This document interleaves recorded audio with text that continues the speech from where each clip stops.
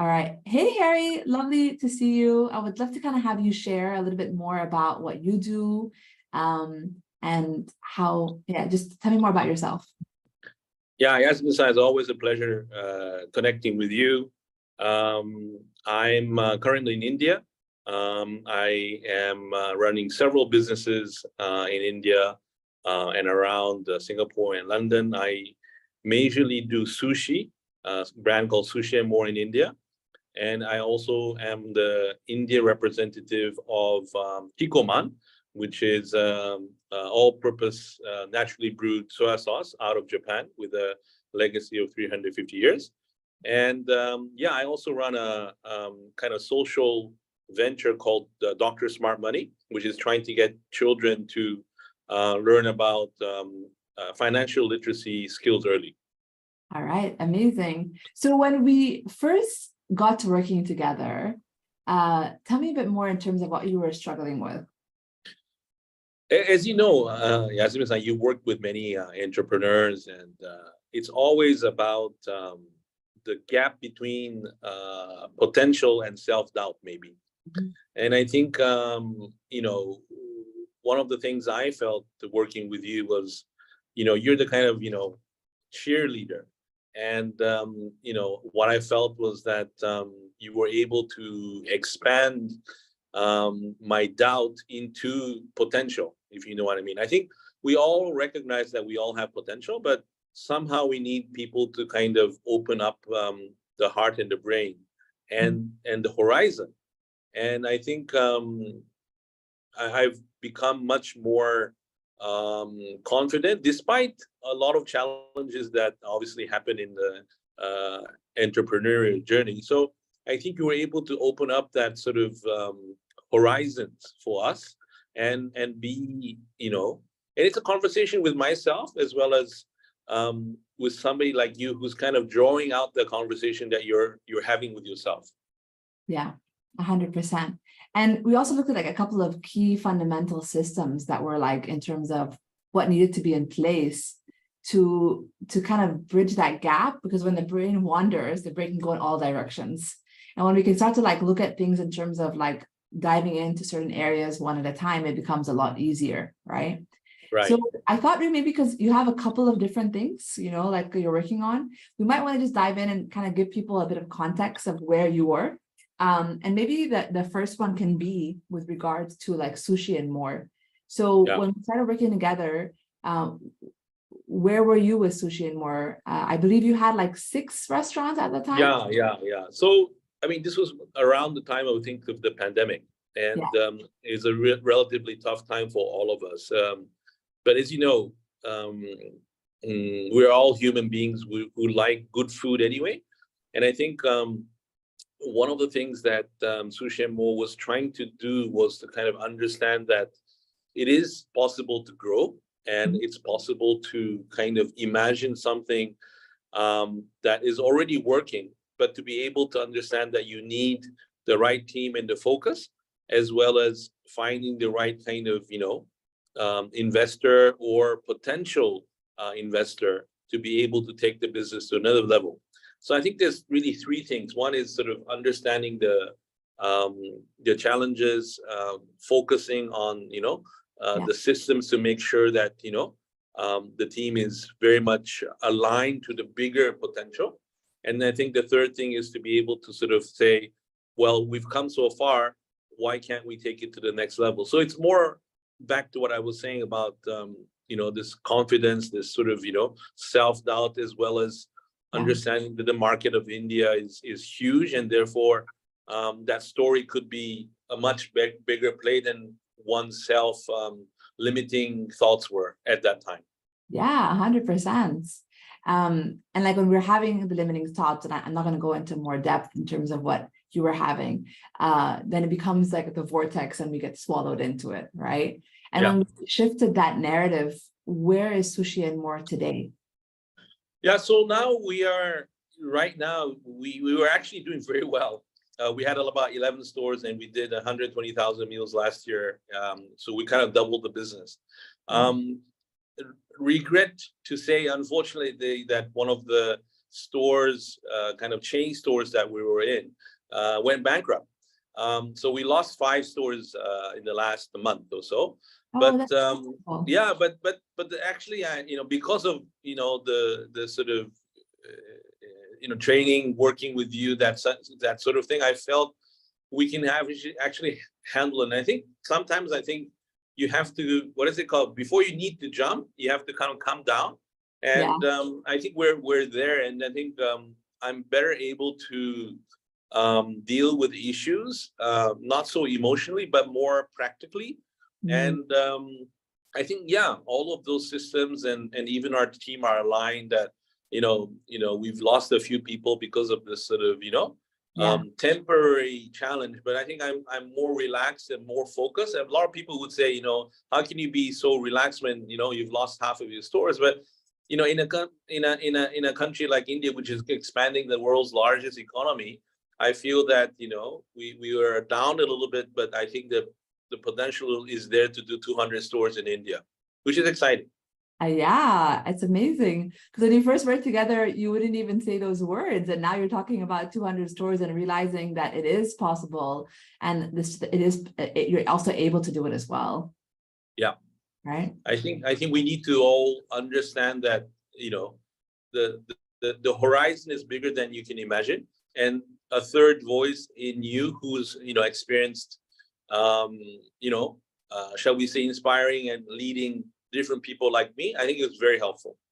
Yeah, beautiful. So that's like when it comes to Shane Moore, and like you have the kind of like the vision of where you're going to go to. And even though like most people would have like a whole entire pity party around that, you're like, I have the tools and the skills to go forward.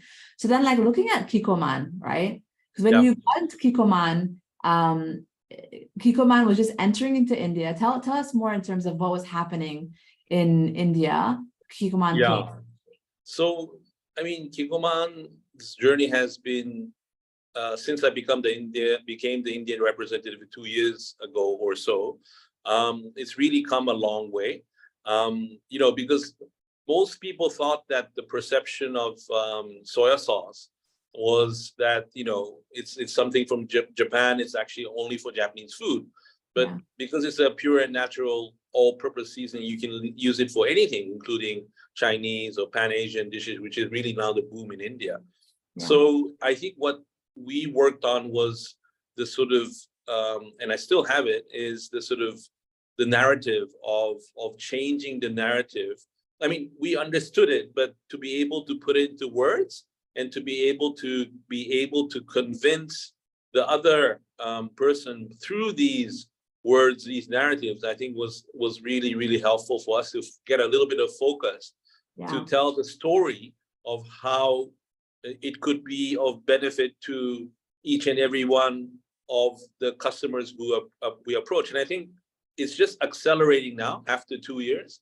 The initial sort of discussion that we had 2 years ago of putting what we knew already into words, which was not only practical advice, but something that the narrative helped the other person, as in the customer, understand what we're trying to do. Yeah, so to kind of give people context, so in India, like where the perception is that dark soy sauce was not good and light soy sauce was better. And like, for those of you who understand Japanese cuisine, Kikoman, as being one of the pioneers, know that dark soy sauce actually is like the right kind of soy sauce to use. And the lighter ones are ones that have been processed through like large scale manufacturing. So it's actually lower cost, lower quality kind of soy sauce. And because in India, that's the first thing that entered the market, everyone had this perception that that was the better one. So when you were managing your sales teams, the sales teams had a lot of struggle getting restaurants to say yes to it, because in their mind, it's like, it didn't look like the right product. So that the answer was automatically no. And when we worked together on like the narrative around shifting that perspective, they went from having more no's to more yeses. And I can't remember the number in terms of how much you grew in a couple of quarters. But it's quite a massive, significant growth, because all of a sudden your buyers were understanding actually that perception maybe had been a wrong perception, and this is their way and so forth. Actually, we've developed the narrative further, and we're saying it's not light, it's not dark, it's Kikoman. So it's kind of, categorically changing the perception that, Kikoman is a completely different product. So it in a sense, it's been thanks to you for us to be able to sort of, work through those initial challenges to sort of articulate better the promise and the potential of Kikoman in India. All right, beautiful, amazing. And then the last one, like your social enterprise as well. Tell us more about that. Like, where was that at before we started working together, and then where is it now? Yeah, so that was also through Yasmine San. I met Alex San, who is, I think he's early 30s now. He's made 6,000% return on his investment in the last 15, 16 years. And he's working with us, thanks to you. And he's inspiring teenagers in the UK at a private school in the UK to learn about financial skills. So it's like now we have a 6-week system where we talk about money, we talk about, smart money skills, we talk about life, about savings, investment, taxes, and all of that. And we also have a money mindset coach who also is part of the sort of 6-week course. And that kind of course really was a little bit, we were thinking about it, but, I think, Yasmine-san, you're the one who kind of said, well, why don't you do this? Why don't you sort of, look at different ideas, look at different ways to actually make it more tangible, and the story behind it, as well as the messaging behind it. So yeah, we're in year 2. We've I think tossed over 100 plus students in a little bit outside the UK, outside London, who have really had no idea of money skills, and that has been really, really positive in that we were able to sort of understand, and they were able to understand and appreciate the benefits of having smart money skills early in their life. All right, amazing. I love it. I love it. It makes me so excited to kind of see all these beautiful wins that have happened for you. So what would happen if you hadn't actually like shifted that, those stories, if you weren't able to set up the right systems? Where would you think you would be today? I think it's difficult to imagine, because the past is the past, but the future and today is only an extension of the past. But I think for example, that I was able to publish my book last year about my journey from Oxford to India, which has become a bestseller in Japan. And remember back when we had a conversation, I said, well, who wants to hear my story? But now I get emails from readers in Japan saying that book has changed my life. I've started to learn English. I'm going to Australia when I graduate. And, it's quite an amazing thing to be able to say that sharing my story has also been critical to be kind of, and then sometimes I reread my book, if you know what I mean. I read my story, and that has also been kind of motivating and inspiring. 20,000, 30,000 foot in the air as I'm in the plane moving around from A to B to C, and to be able to realize that what was then thought impossible, I am actually doing. And I am still surviving. It's not easy being an entrepreneur, but I think I'm more focused and more relaxed. And despite the many challenges that we have, we're very happy to be able to, have a little bit more impact in the world. Yeah, beautiful. Now, thank you so much for sharing. It's been wonderful. You're welcome. Thank you so much. And it's been an absolute pleasure being part of your journey. Thank you, Yasmine-san. I wish you the best too. And All I right. hope that more and more people get to learn with you and, learn about themselves through you. I love that. I can't wait. All right. Thank you so much. Good luck.